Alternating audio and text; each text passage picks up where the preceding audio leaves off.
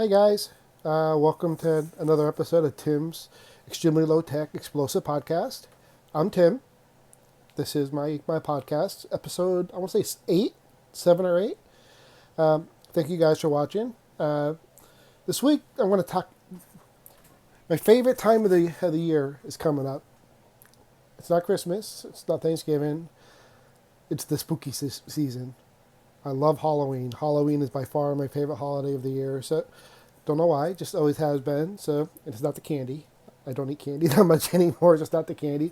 I just like scary movies and scary things, going in haunted houses and things like that. So even though it's been a while since I've been, but so this week I want to talk about my all-time favorite scary movie since Halloween is coming up in a couple weeks. So, and it's not Halloween, the movie. It's not Friday the 13th. It's not Nightmare on Elm Street.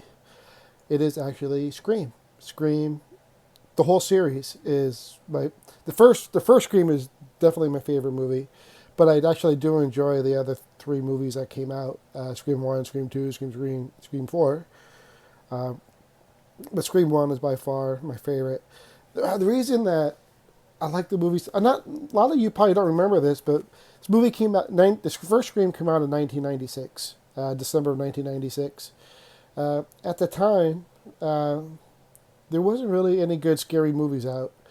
It was all the same things being, you know, rehashed. Friday the 13th Part 8, Nightmare on Elm Street 7, Halloween H2O is all the same movies, just doing over and over and over. And it got old, got stale. There wasn't anything new, exciting coming out. Wasn't any new uh, evil slasher characters coming out. So all the same thing. So Chucky. But when Scream came out, Scream was actually a parody of all those movies. It was meant to be kind of tongue-in-cheek, kind of funny. But at the same time, it was very, very scary. Uh, Came out in 1996, like I said, directed by Wes Craven, who also did Nightmare on Elm Street and a few other scary movies as well. Starring Nev Campbell, Courtney Cox, David Arquette, Skeet Ulrich, and a few other. Henry Winkler was in there. Linda Blair made an appearance. Henry Winkler being the Fonz, for those of you who don't know that. So, but what I liked about Scream is the other movies, Nightmare on Elm Street, Halloween, Chucky, Freddy Krueger, Nightmare on Elm Street. Those are all supernatural movies. If you really think about it, you really can't think that's ever going to happen, ever, in your lifetime. Think about Scream. Scream is just a guy, or in this case, spoiler alert, nobody's seen it, two guys donning the Ghostface Scream mask, killing people. It could be anybody. It could be your neighbor. It could be your friend. We all know that one person out there who we're pretty close to that we really feel if push came to shove, they would put on a mask, grab a knife, and start killing people. We all know who that people are. Those people are. So it's not me. I'm too chicken. Too much of a nice guy to kill anybody. So, but Scream, it could actually happen. It could happen in the real world. So which makes it that much more scarier. But the beginning of Scream, the first 10 minutes of the first Scream movie, is probably the best 10 minutes of any horror movie ever. Out comes Drew Barrymore. At the time was a huge star at the time. She's only 26. She pops up on Scream, and you think, "Oh, I didn't know Drew Barrymore was in this movie. It's gonna be a good movie then." Then 10 minutes later, she gets hacked, gutted, hung from a tree, and she's dead. Obviously, if you're gutted, you're gonna die probably. So now you're thinking to yourself, anybody can die in this movie, and that's kind of what happens.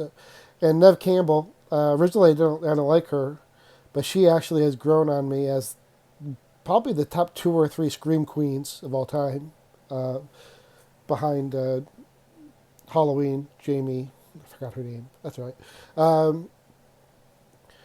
But the good thing about Scream, like I said, it seems in the real world, anybody can die. And at its heart, it's a slasher movie. It's a scary movie, but also at its heart, it's a whodunit. You're trying to go through the whole movie trying to decide who the killer is. Uh, and they're sending out red herrings. They're giving you clues. They're giving you fake clues. And just when you think you know who it is, they twist it on you and ends up being somebody different. But in this case, the two killers are Stu and Billy Loomis. Again, spoiler alert, if you haven't seen the movie yet, it's 25 years old, so it's on you. Billy Loomis and Stu, they ended up being the killers.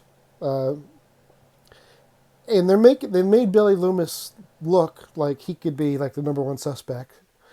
Then they say he couldn't be because he was in jail, and so and the real twist was that hey, there's two killers, and that's what made it so special. You think you might solve who the one killer is, come to find out they turned it on its end. There's actually two killers. Uh, but Scream 1 was great. Scream 2 was great. Scream 3 was so-so. And Scream 4 was actually pretty good. And I just heard recently they were making a Scream 5 that's going to come out in 2022. It's supposed to come out next year, but because of the Rona and all that, it's probably not going to happen. So it's supposed to be it's due to come out 2022. But to me, that's right. Scream is my number one favorite horror movie of all time. I'm just curious if you guys want to send a comment on this YouTube. Let me know what your scary movie is. I'd really like to hear it. I'm really interested. So, again, if you like this video, go ahead and hit the like button. Subscribe if you haven't already. Trying to get as many viewers as I can. So, but anyway, thank you for watching. Hope you enjoy this. And I'll talk to you guys next time. Thank you very much. Love you. Bye.